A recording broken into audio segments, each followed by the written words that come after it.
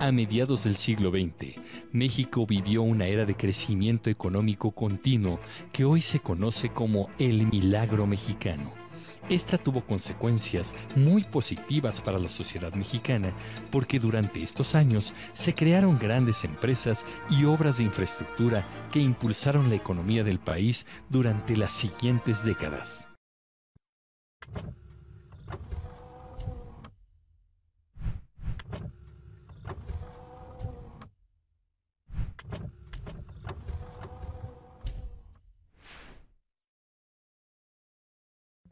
En 1940, México contaba con casi 20 millones de habitantes. Para 1970, la cifra había crecido a 48 millones.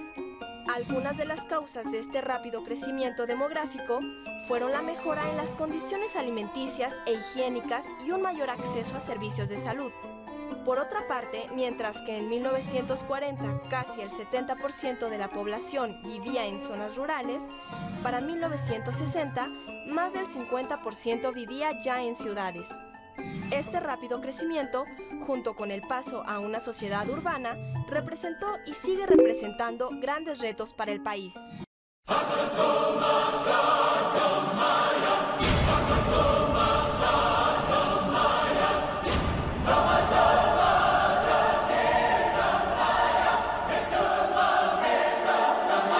Hacia 1940, el gobierno mexicano comenzó a aplicar ciertas políticas para promover el desarrollo industrial del país. La industrialización cambió la vida de miles de mexicanos. Muchas familias de campesinos emigraron a las ciudades en busca de oportunidades de trabajo. Muchos artesanos cerraron sus talleres para integrarse a la fuerza laboral como obreros. También las mujeres comenzaron a aceptar empleo fuera de su casa.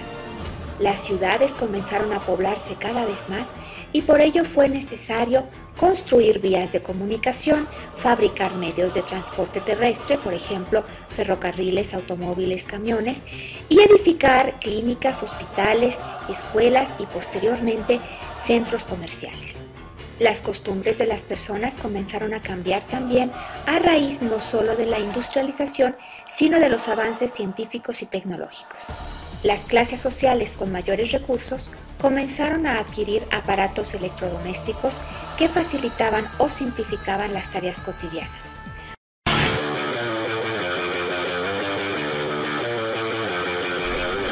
Movimiento magisterial en México de 1958. El movimiento magisterial de 1958 en México fueron una serie de huelgas y un movimiento social en el que participaron maestros, intelectuales, obreros y profesionistas, y que fue reprimido por el gobierno mexicano. En el mes de abril de 1958, el Movimiento Revolucionario del Magisterio, MRM, salió de nuevo a las calles, pues ya en 1956 el Frente Sindical Magisterial encabezado por Otón Salazar había organizado la lucha de la sección novena del SNTE, con el fin de pedir mejoras salariales, contagiados por la lucha de otros sindicatos como el de los telegrafistas, el de los ferrocarrileros y el de los médicos. Es así que en pleno periodo electoral, los maestros de primaria emplazaron a la Secretaría de Educación Pública el 14% de aumento salarial o en su defecto irse a la huelga. Hace ya 20 años que los maestros se habían entregado al ideario cardenista. Sin embargo, nunca llegó la continuación del cardenismo, pues el sistema de educación pública se deterioró bastante y el gobierno de Adolfo Ruiz Cortines congeló su salario, pidiendo comprensión y paciencia a un magisterio que engrosaba los índices de pauperización y pobreza nacional. El 12 de abril de 1958 se desbordó ese descontento, pues los maestros de primaria invadieron el Zócalo. La respuesta de las autoridades no se hizo esperar, habiendo varios muertos y decenas de heridos.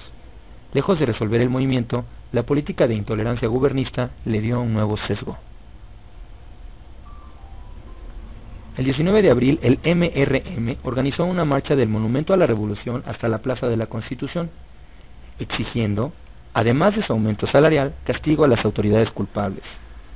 Ese mismo día, los maestros de la sección novena suspendieron labores y los dirigentes del MRM desconocieron a los líderes sindicales y entregaron el pliego petitorio a la SEP, que intentó evadir el conflicto y cerrar las puertas.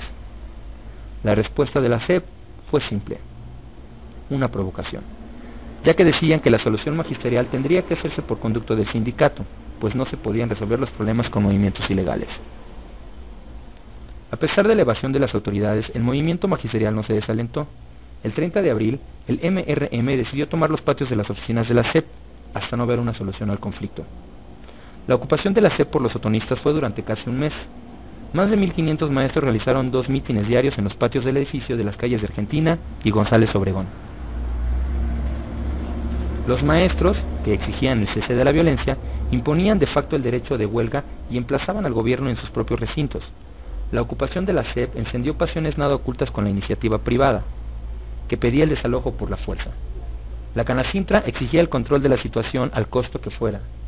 La Asociación de Banqueros pedía una limpieza total de socialistas y comunistas de las escuelas, y los empresarios rijomontanos pedían que fuera declarado un estado de sitio. Sin embargo, la indecisión del gobierno provocada por la campaña electoral dio solución al conflicto.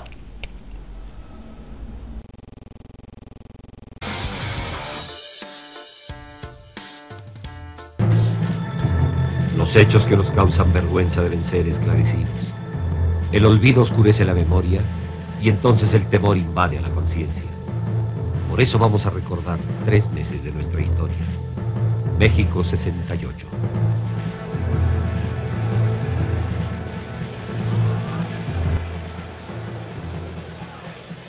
En aquellos tiempos el joven solo tenía la palabra animada por la razón y la justicia.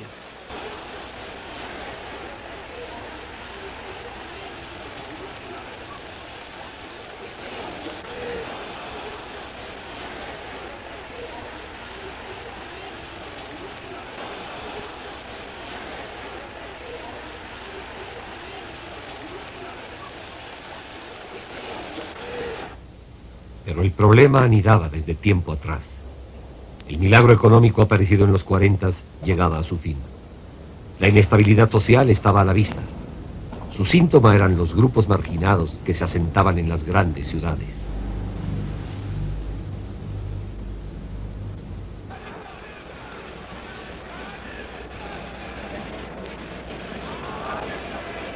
Todo comenzó el 22 de julio con una pelea callejera entre estudiantes de vocacional y alumnos de una preparatoria privada.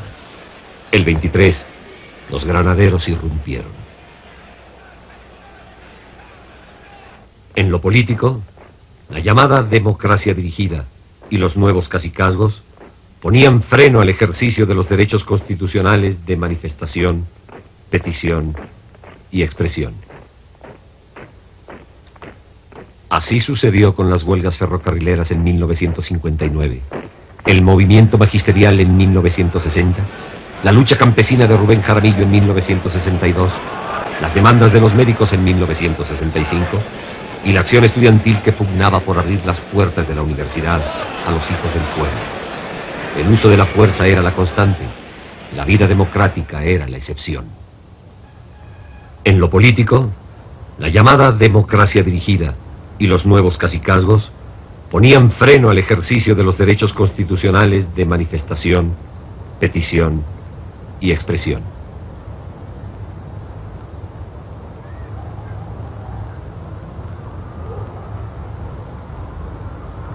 Hacia los 60, el esquema se resquebrajaba. La crisis que nacía dificultaba al gobierno las tareas de concertación política. Había fisuras entre quienes estaban por la continuación del modelo y quienes deseaban su apertura. Coyunturalmente, los intereses de los grupos hacían presencia ante la sucesión presidencial y las Olimpiadas atraían la atención internacional sobre México. La situación mundial mostraba un panorama amargo. Estados Unidos había invadido Vietnam, la URSS a Checoslovaquia.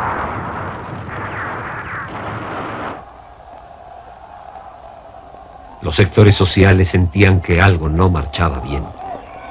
Todos se inclinaban por el cambio, cada uno en función de sus intereses. Los agricultores veían la descapitalización del campo. Los empresarios enfrentaban dificultades en los costos de producción. La desaceleración económica proyectaba su sombra sobre los obreros y las clases medias. Entretanto, los políticos no hallaban la forma de ventilar sus posiciones en el juego público de entonces.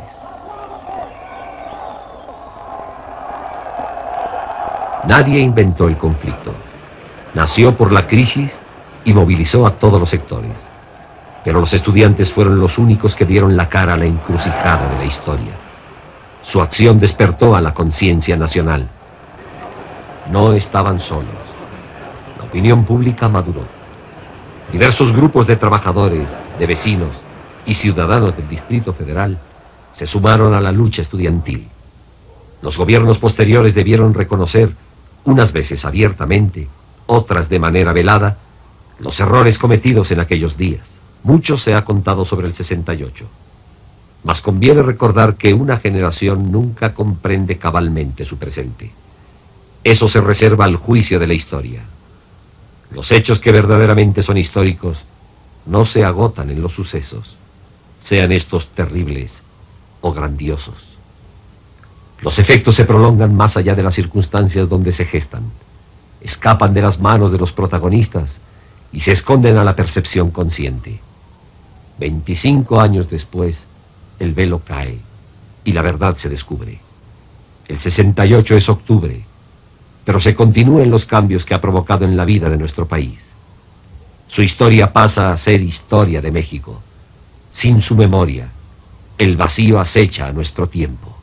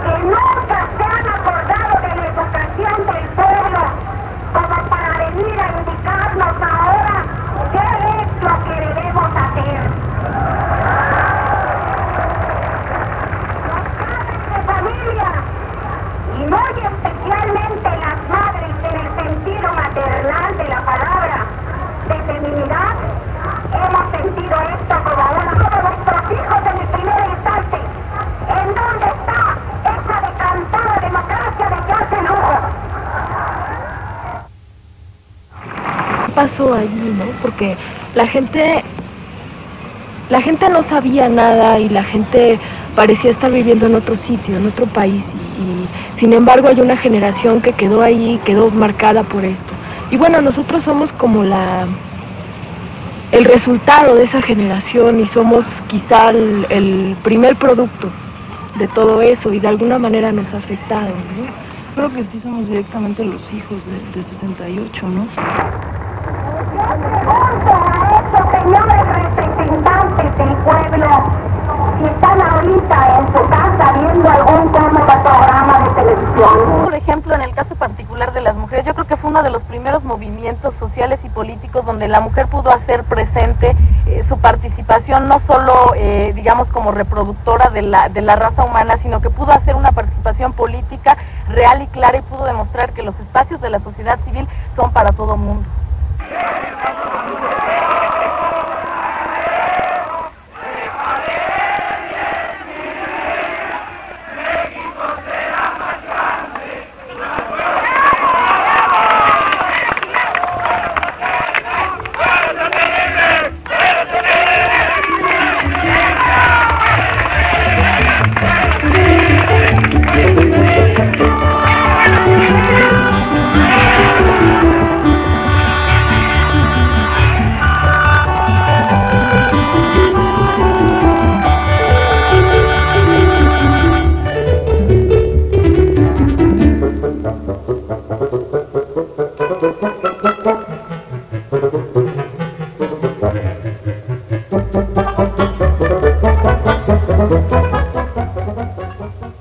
Fue un 22 de julio de 1968 cuando dos grupos de estudiantes, unos de la Escuela Isaac Ocheterena preparatoria y otro de la vocacional número 2 y número 5 Ciudadela, se enfrentan y este enfrentamiento propició la entrada de la fuerza pública a una de las instalaciones que fue la vocacional 5 Ciudadela. La fuerza pública penetró a las instalaciones golpeando alumnos, maestras, a todo lo que se les pusiera enfrente, lo que provocó la reacción de los estudiantes y propició lo que todos conocemos como el movimiento estudiantil de 1968. A 25 años del movimiento de 1968, queda la evidencia de que sin él no podría explicarse las luchas por la democratización del país. La exigencia de diálogo público sigue vigente. La exigencia de informar al pueblo de México lo que realmente ocurre sigue vigente ante la sordera y la ceguera de los medios llamados masivos. Pero queda también en pie lo no evidente. Queda también en pie esa necesidad que cumplieron las brigadas de llevar directamente al pueblo de México en sus centros de reunión la verdad de lo que pasa en el país.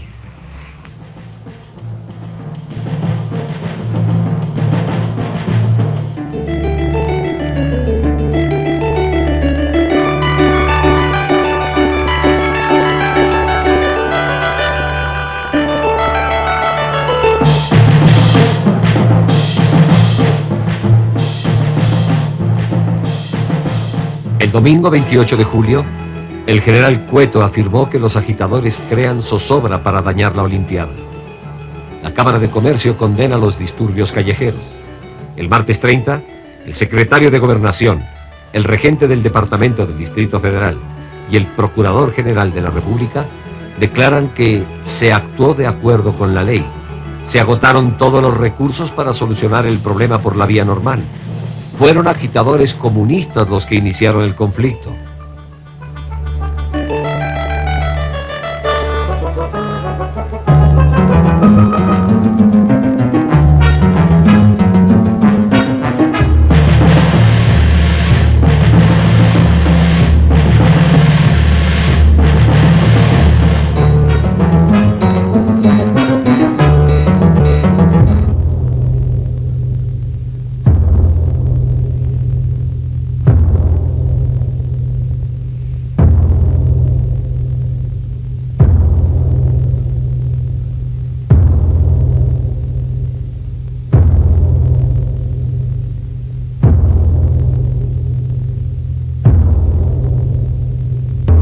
Yo estaba aquí, tenía 19 años de edad, era estudiante de la Facultad de Derecho de la Universidad Nacional Autónoma de México.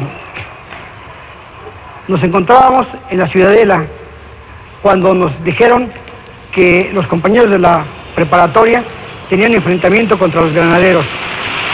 Empezamos el enfrentamiento contra los granaderos que duró más de 5 horas.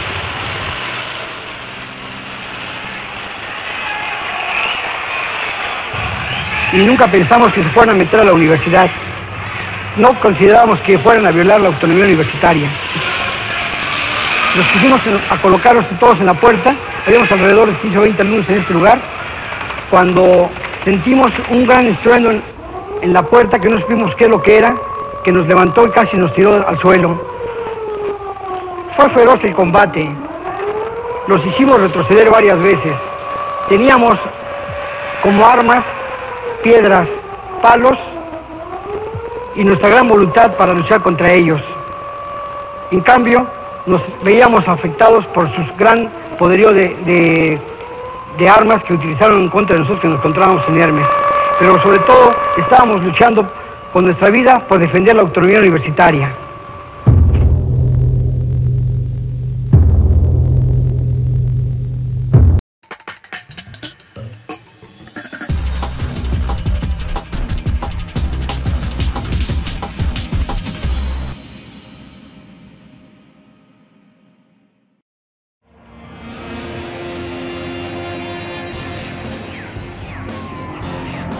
En el verano de 1968, estudiantes mexicanos toman las calles de la capital.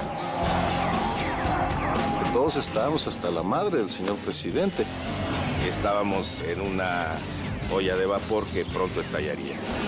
Y termina en un acto de sangre que conmueve al país. Era una cosa terrible. La gente caía muertos por todos lados.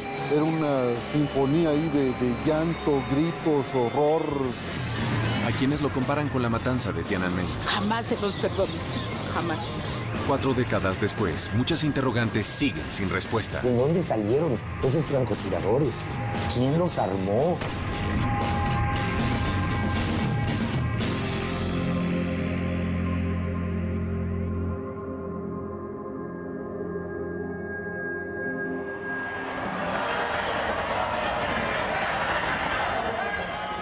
En pleno 2008, no es extraño encontrar una manifestación política marchando pacíficamente por las calles de la capital mexicana. ¡La lucha sigue y sigue!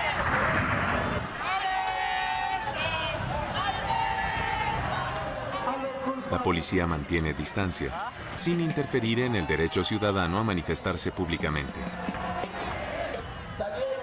Pero en México no siempre ha sido así. Y algunos de los que marchan hoy lo saben en carne propia.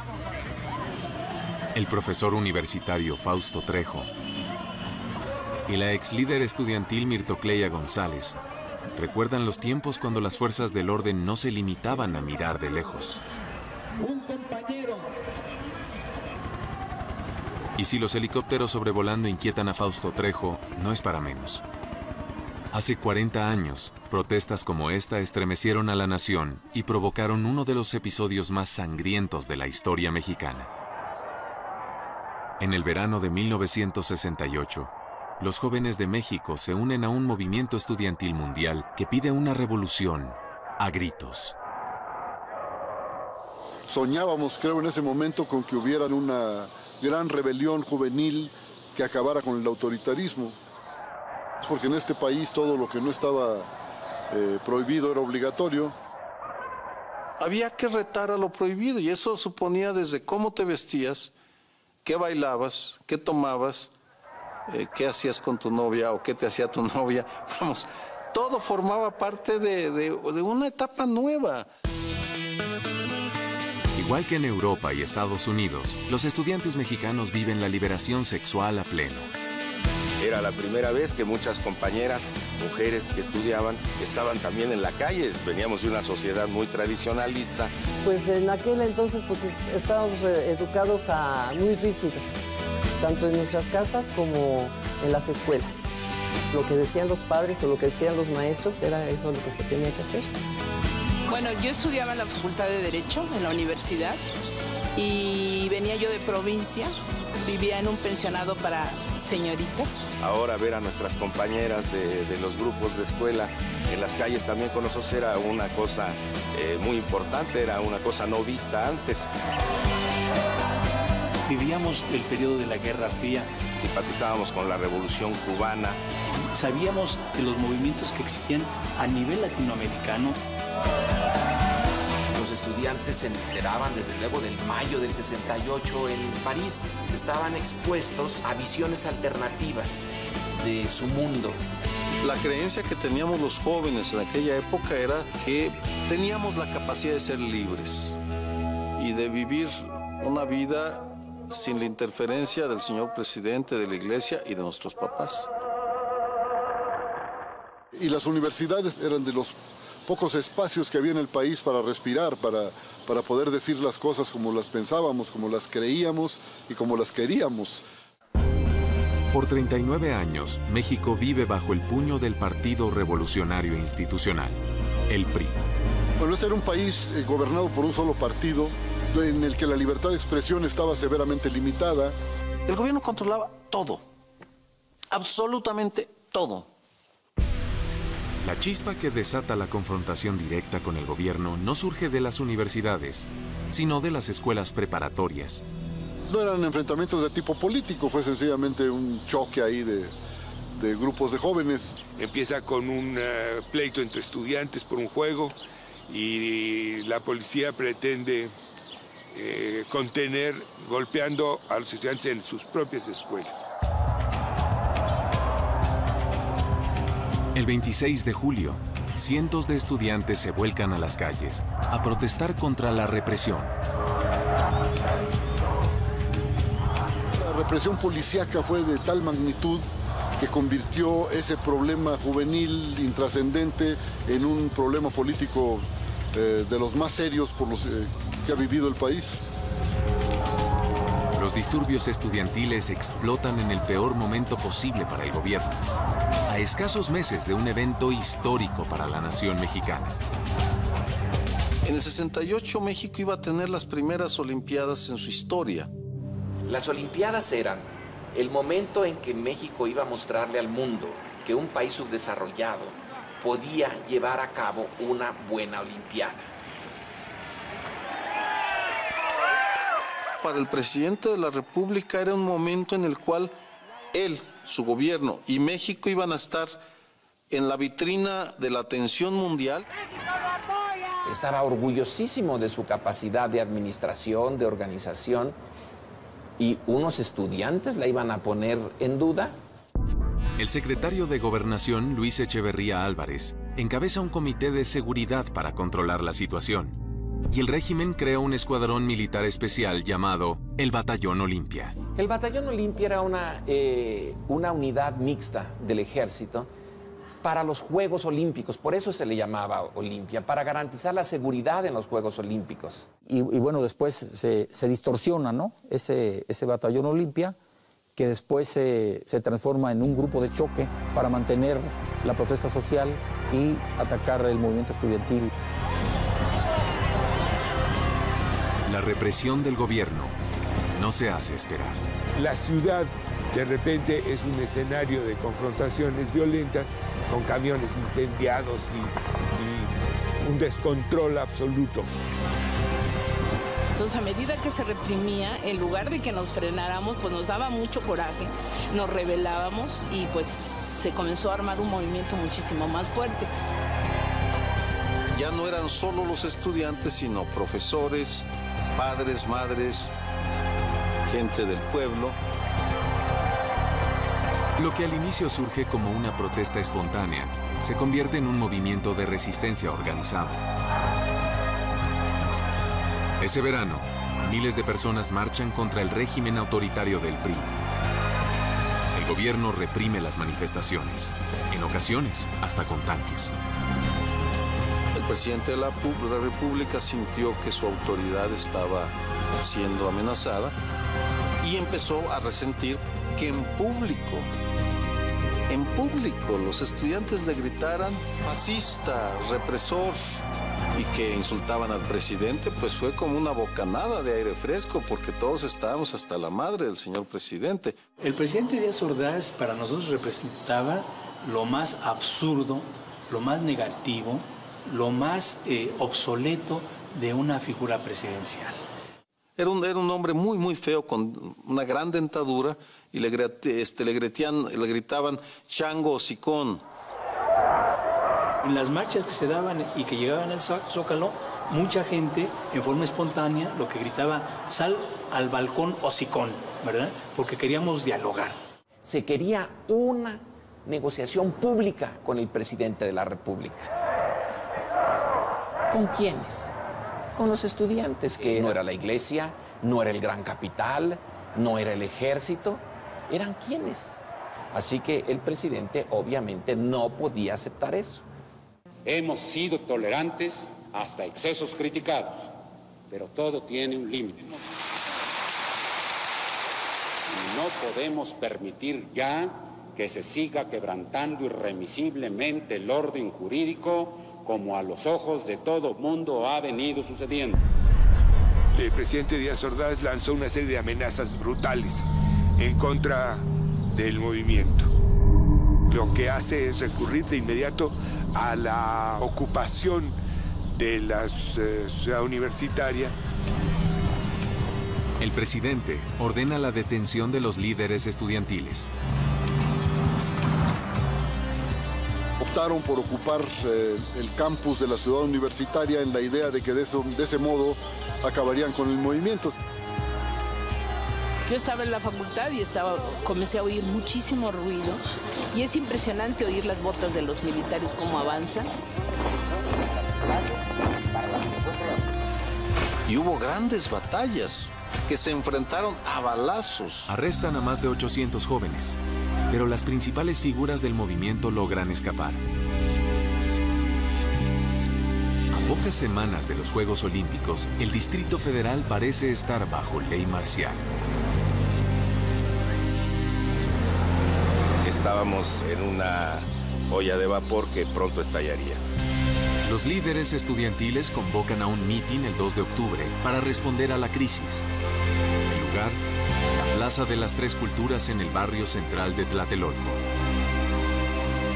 Miles llegan sin sospechar que el gobierno ha decidido acabar con el movimiento estudiantil durante el mitin.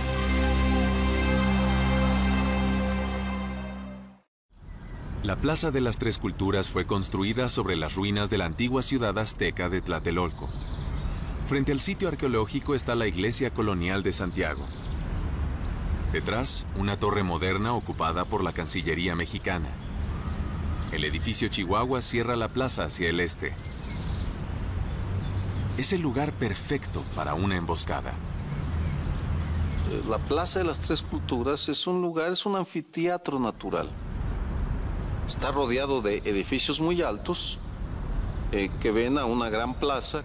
El 2 de octubre de 1968, miles de personas llenan la explanada frente al edificio Chihuahua, ajenas a la confrontación que se avecina. Nosotros llegamos de la forma más inocente, con la manta de la Facultad de Derecho, y todavía llegamos temprano, puesto que nos ubicamos ahí enfrente. Vi que mucha gente estaba arribando a la plaza y en cosa de unos minutos la plaza estaba totalmente llena. Había de todo. Obreros, estudiantes, vecinos, había muchísima gente. Algunos manifestantes traen a sus hijos. Otros llegan con amigos. Yo iba con mi novia, con la prima de mi novia y el novio de la prima de mi novia. En la plaza efectivamente no se percibían los signos de peligro. Pero en las calles que rodean la plaza se movilizan varios escuadrones militares.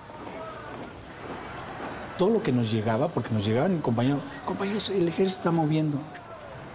Pero ¿cuántas mítines, cuántas manifestaciones no vimos la movilización del ejército? Muchas veces. Tlatelolco estaba rodeado de